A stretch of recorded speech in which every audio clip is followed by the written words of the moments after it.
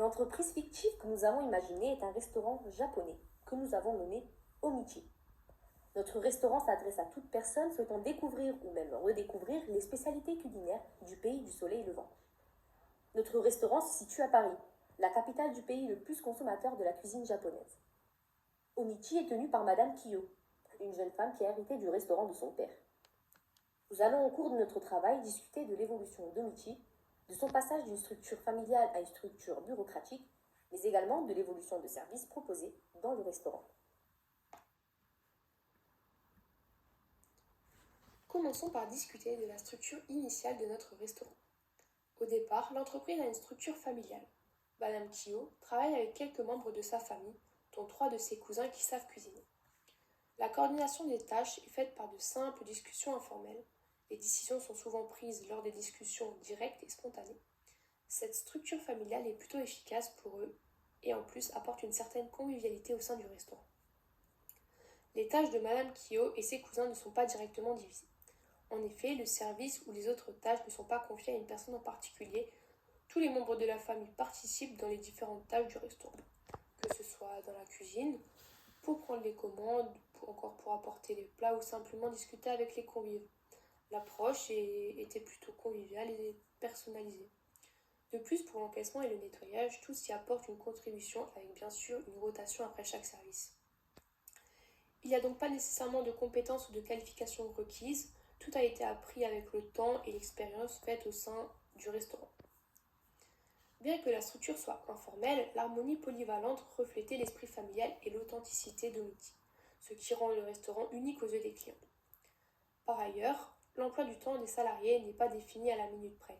Certaines fois, ils doivent venir un peu plus tôt que prévu, d'autres fois quitter le restaurant un peu plus tard. Tout ça est programmé collectivement et toujours de manière informelle. De plus, les pauses ne sont pas fixées à des heures précises, puisque c'est par rapport à l'influence des clients qu'elle est déterminée. S'il y a peu de monde, alors certains pourront prendre leur pause. S'il y a beaucoup de monde, dans ces cas-là, les pauses seront reportées à plus tard. Toute cette organisation est naturellement faite collectivement et jamais individuellement. Suite à l'arrivée de plus en plus nombreuses de restaurants japonais à Paris, Madame Kiyo s'est inquiétée quant à la perte de ses clients. Elle ne voulait pas que la concurrence affecte son restaurant familial. Elle décide donc d'agrandir son restaurant et de proposer davantage de services. C'est pourquoi elle est contrainte à effectuer un changement structurel de son entreprise. En effet, sa structure familiale de base ne pouvait plus convenir à la bonne organisation du restaurant. Elle aurait rencontré beaucoup de difficultés, comme par exemple un ralentissement d'envoi des commandes, puisque les cousins de Madame Kiyo ne sauraient plus s'ils devraient continuer à encaisser, préparer les commandes ou servir le client. L'entreprise aurait subi encore plus les conséquences de l'arrivée de la concurrence. C'est pourquoi Madame Kiyo met en place une structure bureaucratique qui va lui permettre d'agrandir le restaurant tout en ayant une organisation qui fonctionne correctement. Les tâches seront divisées et tout le personnel connaîtra son rôle dans le restaurant. Pour ce faire, elle décide de recruter d'abord davantage de personnel, mais cette fois-ci, ce ne seront plus que des membres qualifiés pour le travail qui leur est donné. Madame Kiyo adopte la standardisation des qualifications pour que dès le départ, les travailleurs soient autonomes et connaisseurs du milieu. Commençons par la cuisine de notre restaurant. Alors, il y a un chef exécutif qualifié venant du Japon. Celui-ci a un haut niveau d'expérience. Il est diplômé d'une école en art culinaire réputée. C'est lui qui prendra en charge la composition du menu et ses changements. Il attribue les tâches des différents membres de la cuisine. Hiérarchiquement, il est supérieur à tous les autres employés de la cuisine.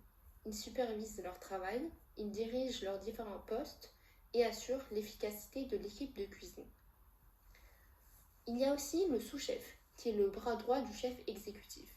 Lorsqu'il est nécessaire, il le remplace. Il est donc en mesure d'exécuter toutes ses fonctions pour garantir que la cuisine fonctionne sans accroc. Notre sous-chef a gagné son poste après avoir passé avec succès les différentes stations de la cuisine.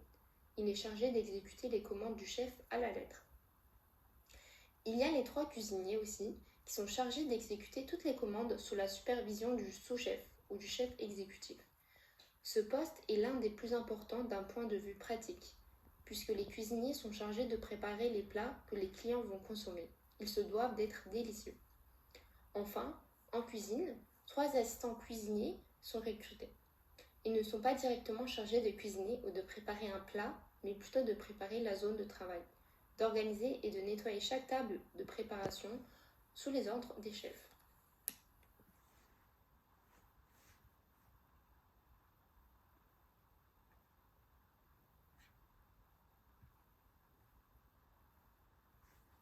Quant au personnel de la salle de restauration, on retrouve un manager qui s'occupe de la gestion de la salle de restauration complète lorsqu'il y a un défaut de coordination des serveurs ou bien du personnel d'encaissement et d'accueil.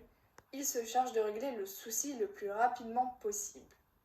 Il y a donc également un personnel d'accueil qui reçoit les clients à leur arrivée. Il installe les clients à leur table et leur assure une confortabilité. Ensuite, il y a les 4 serveurs qui sont chargés de s'occuper des clients en général. À leur venue, ils s'occupent de donner le menu aux clients, de les servir quand leur plat est prêt et de satisfaire leurs diverses demandes et besoins pendant qu'ils mangent. Il y a une personne qui est dédiée à l'encaissement. Les clients, une fois leur plat terminé, se dirigent vers le lieu d'encaissement. Enfin, pour le nettoyage de la cuisine, 2 personnes sont recrutées. L'une d'entre elles s'occupe de garder le restaurant propre durant la journée et l'autre du nettoyage complet après la fermeture du restaurant. Quant à Madame Quillot, elle a quitté le travail du type personnel dans le restaurant. Elle est désormais chef d'entreprise et se charge de la coordination globale de Mitty. Elle effectue les emplois du temps des salariés qui sont respectés à la minute près.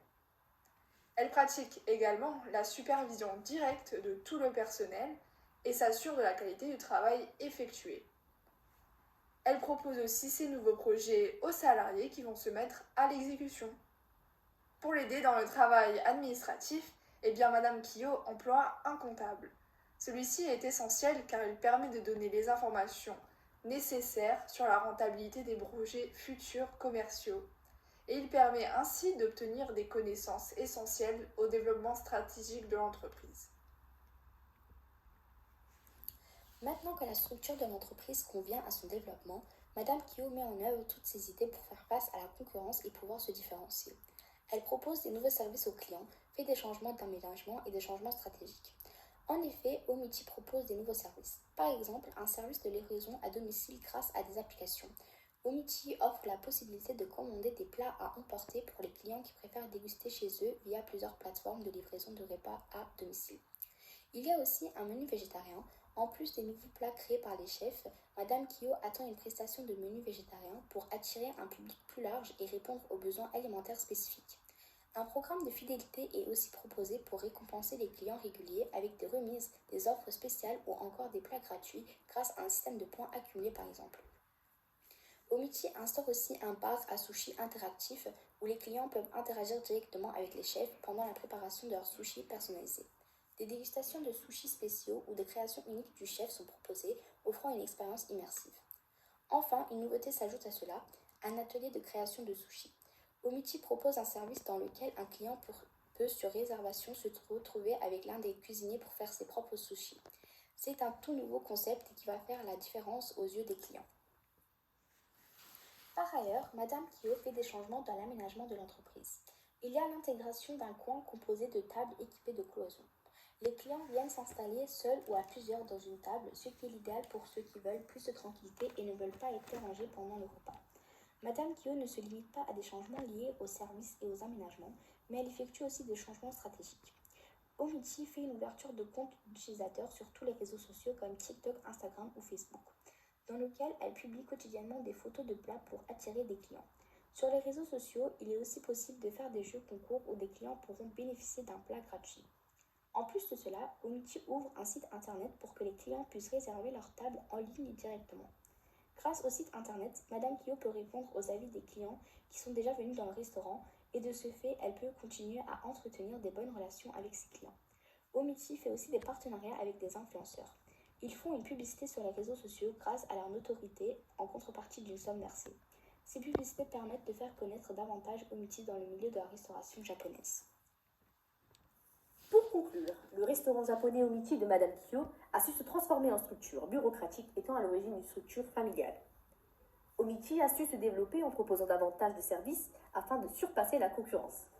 Cette évolution fut possible grâce à la division des tâches suite au recrutement du personnel de l'entreprise, comme les agents de nettoyage, le personnel dans la salle de restauration ainsi que le personnel en cuisine, ou encore grâce aux comptables pour les tâches administratives. Désormais, Omichi a des belles perspectives pour le futur. Elle prévoit d'effectuer des changements à l'avenir en implantant d'autres restaurants dans toute la France afin de se développer encore plus. Grâce à ces changements, Omichi pourra générer davantage de bénéfices et ainsi augmenter sa notoriété face à ses concurrents. Et pourquoi pas un jour se faire connaître à l'international.